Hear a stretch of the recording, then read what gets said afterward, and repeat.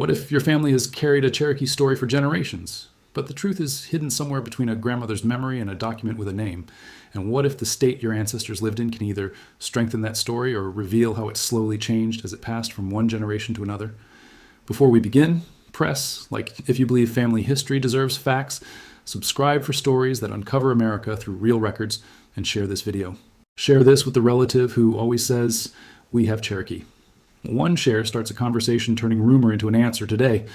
Many people know the moment when this kind of story first enters a family.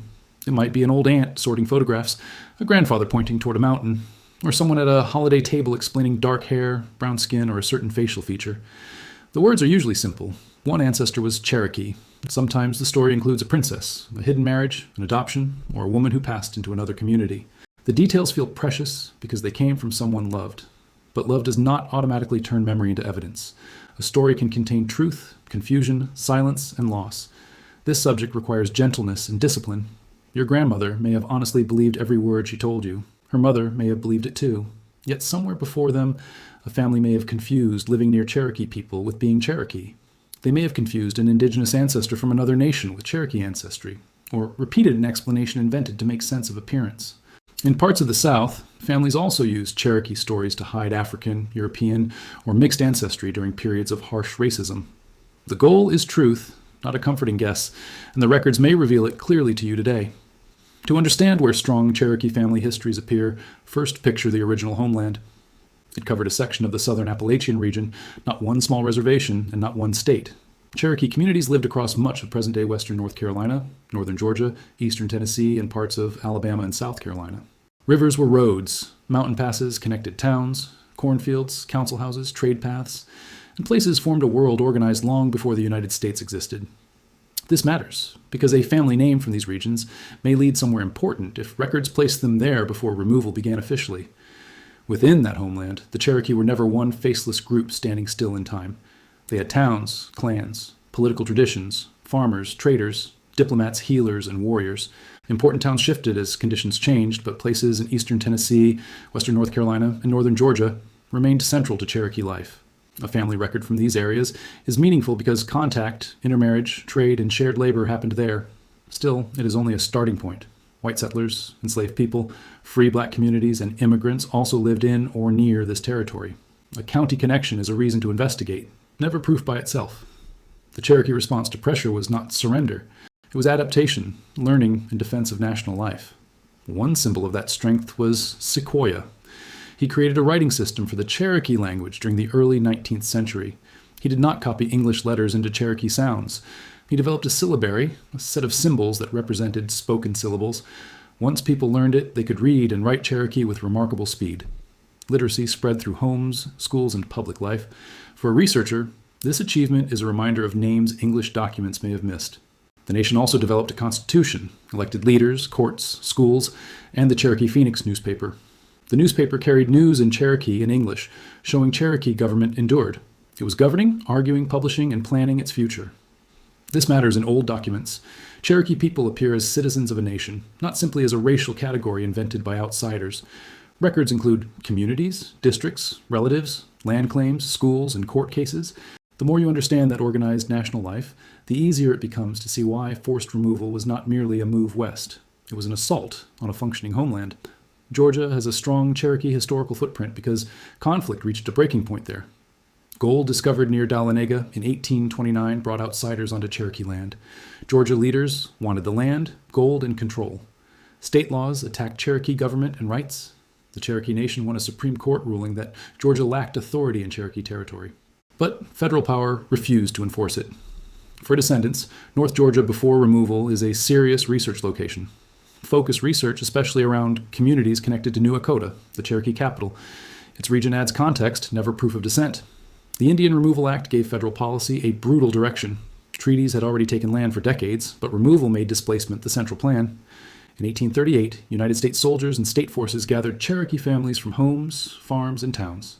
Many were placed in temporary camps under terrible conditions before being sent west. Some traveled by water, others by road, and all faced fear, hunger, sickness, and separation. The phrase, Trail of Tears, can sound distant because it has become familiar. Remember its meaning. Families lost homes, property, food, and keepsakes. They sometimes lost one another on that journey west. Roughly 16,000 Cherokee people were removed in the late 1830s. Historians commonly estimate that about 4,000 died during removal and its immediate aftermath. Numbers matter, but they cannot show every empty chair, every child who lost a parent, or every language lesson interrupted by grief. People buried relatives beside unfamiliar roads. Survivors arrived in Indian Territory, present-day Oklahoma, carrying memories of places they might never see again. History is why Cherokee ancestry should never be treated like a costume or a prize. It belongs to families whose losses were political and lasting. Research honors reality. Indian Territory did not erase Cherokee identity. The people who survived rebuilt homes, schools, businesses, churches, councils, and a national government in the West. Tahlequah became the Cherokee capital and remains deeply important today. The rebuilding was difficult because removal had brought trauma into every community. Different Cherokee groups had arrived through different paths. Some had moved west years before removal. Some arrived with later detachments. Some had stayed in the east. Yet the nation continued. For modern descendants, northeastern Oklahoma is not merely a place where ancestors landed. It is where Cherokee government, culture, and families continue. Today, Oklahoma carries the largest concentration of enrolled Cherokee citizens. The Cherokee Nation is headquartered in Tahlequah and serves people throughout its reservation area in northeastern Oklahoma. Citizens also live in every state and beyond. This distinction matters. A person does not need to live in Oklahoma to be Cherokee. An Oklahoma resident is not automatically Cherokee. But if your documented ancestors lived in Cherokee Nation districts during the 19th century, look here. If they appeared in tribal records around the turn of 20th century, Oklahoma deserves attention. It is where family memory can meet a paper trail. North Carolina holds another powerful Cherokee center, especially in the far western mountains near the Great Smokies. The eastern band of Cherokee Indians has remained in this region through survival, endurance, and organized community life. Its homeland today is called the Qualla Boundary, land held in trust near Cherokee, North Carolina. It is not a reservation in the usual legal sense, but it is the homeland of a living sovereign tribal community. Families with roots in mountain counties, including Swain, Jackson, Haywood, and Macon, may have connections to investigate. Documentation remains key. Names, dates, relationships, and official Eastern Band records. The Eastern Band exists because some Cherokee people avoided removal, returned after escape, or remained under particular legal arrangements. Their survival should not be turned into a simple adventure story. Staying often meant poverty, danger, and separation. It meant years of fighting for land and recognition. William Holland Thomas, a trader with Cherokee ties, helped families secure protections. But Cherokee people themselves carried the burden of survival. They maintained kinship, language, work, faith, and community despite pressure. If your line reaches this world, search carefully and respectfully. The Eastern Band has separate citizenship rules and records today. Oklahoma also has another Cherokee history. Before removal, some Cherokee families moved west voluntarily. They moved first toward Arkansas and later into Indian Territory. They are often called old settlers because they arrived before the largest removal detachments. Their experience was different, but it was not easy. They left land and community because they saw growing danger in the east. Later, their political relationship with new arrivals could be tense. Their descendants are connected to the United Keetoowah Band of Cherokee Indians. The United Keetoowah Band is another federally recognized Cherokee tribe in Oklahoma. If early records show Arkansas or eastern Oklahoma, this path may matter. If this history is helping you see your family story with clearer eyes, do something useful right now. Send this video to one person who has the old names, photographs, Bible pages, or burial notes in a drawer. Ask them to watch with you, then compare what the family remembers with what the records say. That is a better gift than simply clicking through another video. Remember this rule: geography is not ancestry. A state can make a Cherokee connection possible. A town can make it more plausible. Only evidence can show whether your particular ancestor belonged to that story. In Georgia, begin with the question of timing. A family from North Georgia in 1950 is not evidence of Cherokee descent. A family recorded near Cherokee communities in the 1820s may be worth examining. Even then, you need names and connections. Look at counties that were created or changed after removal. Modern county boundaries can hide older locations. Search land deeds, tax lists, church registers, and probate files. Search militia papers and court records. New Echota in present-day Gordon County is especially important because it was the national capital. Its region adds context, never proof of descent. Tennessee carries Cherokee history in a different way. The Overhill towns along the Little Tennessee River were major centers of Cherokee diplomacy and community life during the 18th century. Chota, Tanasi, and Tellico are names every serious researcher should recognize. Eastern Tennessee saw conflict, treaties, and trade. Eastern Tennessee saw Cherokee land loss. If your ancestor lived near these places, resist the temptation to leap to personal ancestry. Instead, ask whether that person appears in records alongside identified Cherokee relatives. Look for Cherokee land transactions. Check documents created by Cherokee authorities. A place opens a door, proof opens it further. North Carolina research can be especially rewarding because the Eastern Band community maintained records over a long period. But you must not assume that every family in Western North Carolina was Cherokee. Mountain neighborhoods included people of many backgrounds, and census classifications were often unreliable or imposed by outsiders. Start by locating each ancestor in time. Find where they lived in 1850, 1860, 1870, and later. Then compare those names with Eastern Cherokee rolls, local court files, school records, and community histories. Pay close attention to relatives, witnesses, and neighbors. Documented networks of relatives can reveal truth. Oklahoma research often gives families their best chance of moving beyond a vague claim. Cherokee Nation records can show households, districts, applications, and family links after removal. Do not begin by typing only a famous surname into a search box. Begin with your grandparent. Then research great-grandparent, then earlier generations. Build one proven step at a time. If a line reaches northeastern Oklahoma, learn which Cherokee district your ancestor lived in. Determine whether relatives appear in federal or tribal records. The strongest discovery is not a matching last name. It is a documented link to a person on an accepted roll. Alabama and South Carolina also belong to the deeper Cherokee map. They produce fewer direct Cherokee lines than Oklahoma or western North Carolina today. Cherokee towns and trade routes reach both states. That history deserves respect. Yet a family who lived in Alabama or South Carolina may have roots in many indigenous nations, or none at all. Do not force every Southern ancestor into a Cherokee story because Cherokee is the name most people recognize. Research the exact county, the exact year, and the exact community. Ask which native nations lived there. Precision prevents new myths from forming. So, which states have the strongest Cherokee family histories? Oklahoma stands first because the Cherokee Nation and the United Keetoowah Band remain there. Removal and rebuilding produced extensive records. North Carolina stands beside it because the Eastern Band survived in the mountains and maintained a continuing homeland. Georgia and Tennessee matter because they contain pre-removal towns and political centers. Arkansas matters for old settler lines. Alabama and South Carolina matter mainly in specific border regions and earlier periods. This is not a ranking of identity. It is a map for finding evidence more easily. Now we need to address a number that surprises many viewers. Hundreds of thousands of Americans describe themselves as Cherokee on census forms or family surveys. This is far more than the number who are enrolled citizens of a federally recognized Cherokee tribe. Self-identification can reflect sincere family belief, cultural connection, or incomplete research. It is not the same as tribal citizenship. It is not the same as a documented line of descent. Census answers are useful clues, but they are not proof. They tell you what someone believed or chose to report at one moment. Linked records can tell a more reliable story for you. The best research begins at home, not with the famous Cherokee name found online. Write down your own full name, then your parents, grandparents, and great-grandparents. Collect birth certificates, death certificates, marriage licenses, obituaries, family Bibles, photographs, funeral cards, and old letters. Ask older relatives what they know, but record their words as leads rather than final answers. For each person, note dates and places. Then move backward one generation at a time. Do not jump across a century because a surname looks promising. Every connection must hold before the next step. That patience prevents mistakes later in research. Federal census records can help you track a family across decades. Read them carefully. Ages may be wrong. Names may be spelled differently. Race labels may change because an enumerator guessed. County clerks also made errors. A record is strongest when it agrees with other records. Use censuses to find locations, children, neighbors, occupations, and migration patterns. Then test those details with deeds, wills, probate files, cemetery records, newspapers, and vital records. When a family disappears from one county and appears in another, do not assume mystery. Follow roads, railways, and marriages. Consider economic reasons for the move. Names can create another trap. An ancestor with the surname Smith, Rogers, Bell, or Walker may appear in Cherokee records, but those surnames are also common elsewhere. A surname is an invitation to investigate, not a stamp of identity. Women may be harder to trace.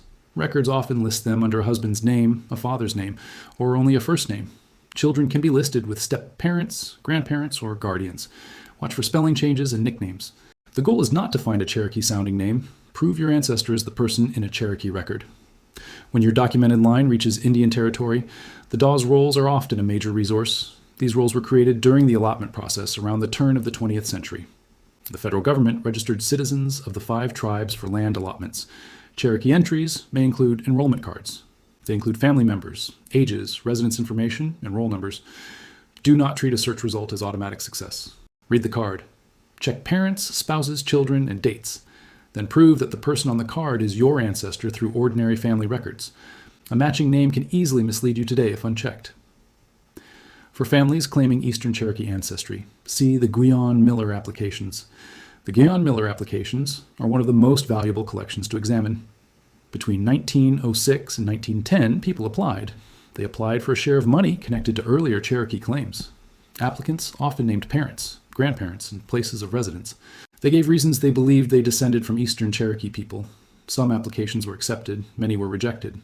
Rejection does not prove invention, but shows the applicant missed that legal standard. Read both approved and rejected files. They contain testimony and clues for other records. They also preserve relatives' memories from that important moment itself. The Baker Roll is central for research connected to the Eastern Band of Cherokee Indians in North Carolina. It was completed in the 1920s and became a foundational record for Eastern Band membership. If you find a possible ancestor there, slow down. Learn whether the name is on a roll, supplemental list, or related record. Study the family group and compare it with civil documents. Remember that tribal citizenship today is decided by the tribe. Finding a name can matter, but does not guarantee enrollment today. Historical records answer questions. Tribes alone determine citizenship. Do not stop with one record. A reliable conclusion usually needs several pieces that agree. You may find a great-great-grandparent on a roll, then use a death certificate, marriage record, and census. Use an obituary to connect generations.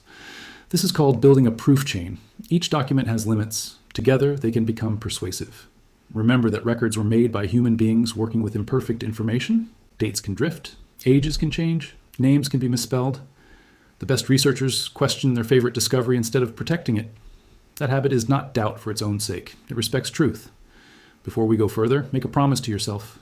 Do not let a DNA estimate decide your entire identity.